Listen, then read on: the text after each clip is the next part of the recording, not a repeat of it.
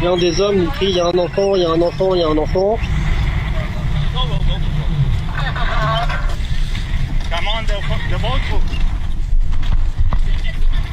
Les équipes récupèrent le bébé de 4 mois qui respire plus.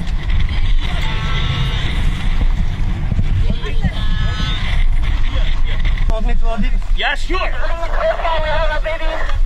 Yeah, that.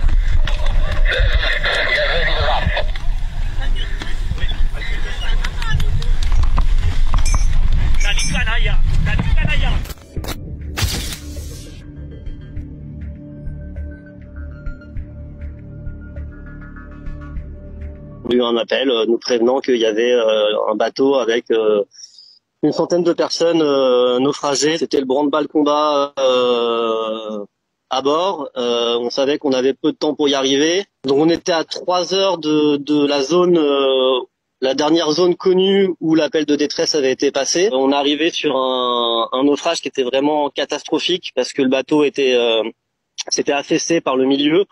Donc il y avait déjà des gens qui étaient partout dispersés dans l'eau. On se met à chercher autour de nous s'il n'y a pas d'autres personnes à la dérive, ce qui était le cas. Là on arrive tout de suite vers le petit morceau de bois où il y a les 3 personnes dessus et l'un des hommes nous crie il y a un enfant, il y a un enfant, il y a un enfant. Et c'est là qu'on comprend qu'il a un enfant sur l'épaule et qu'on doit intervenir pour stabiliser la situation, donc c'est-à-dire leur lancer des gilets de sauvetage tout de suite. Et les équipes récupèrent le bébé de 4 mois qui respire plus. Et c'est là où il y a un massage cardiaque qui est lancé tout de suite pour essayer de le réanimer. J'ai le bide qui se tord en deux et au bout de quelques secondes, le petit bébé s'en met à crier. C'est bon, il est revenu et que du coup on peut passer à la suite des opérations, c'est-à-dire repartir auprès des autres personnes pour aller sortir les autres personnes qui sont dans l'eau.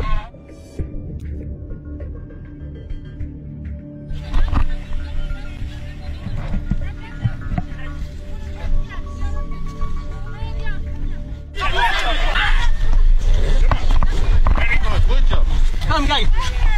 Thank you so much.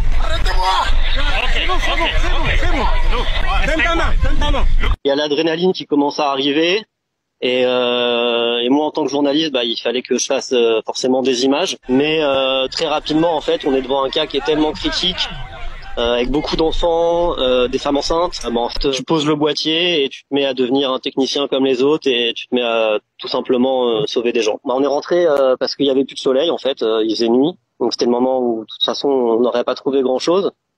Et alors ça commence par se prendre dans les bras les équipes. Tout le monde s'embrasse, tout le monde se check, tout le monde est content, hein, la pression redescend.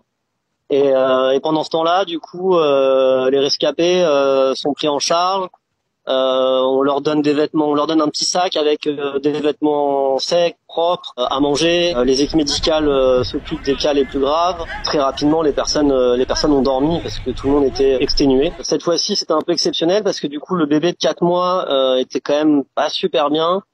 Donc l'équipe médicale a demandé une évacuation par hélicoptère. Donc tard dans la nuit, je crois vers 2 heures du mat, il y a un hélicoptère qui est venu et qui a litroyé le petit bébé de 4 mois avec sa maman vers un hôpital en Italie. Et aujourd'hui, est-ce que tu as des nouvelles de cette famille? Est-ce que tu sais ce qu'ils sont devenus, où ils sont? Je sais pas où ils sont précisément, mais on a eu des nouvelles et ils vont bien. On évite de reparler en fait de ce qui s'est passé parce que les gens sont quand même traumatisés de ce qu'ils ont vécu et ce qui est normal. Déjà quand ils sont à l'arrière du bateau et du coup ils peuvent voir la mer et quand je vais me balader un peu sur le pont, c'est pas rare de voir les personnes en pleurs juste parce qu'ils sont en train de regarder la mer et qu'ils sont en train de penser, comme ils me disent, aux 22 personnes qui sont décédées malheureusement. On s'est rapproché des côtes italiennes pour débarquer les gens parce que les femmes sont quand même dans un état assez critique. Ça fait 2-3 jours qu'on attend une réponse des autorités pour savoir où est-ce qu'on pourrait débarquer les personnes. Dans l'absolu, une minorité d'entre eux va peut-être être reconnue effectivement comme réfugiés, mais il y a de grandes chances qu'une partie d'entre eux soient renvoyés dans leur pays.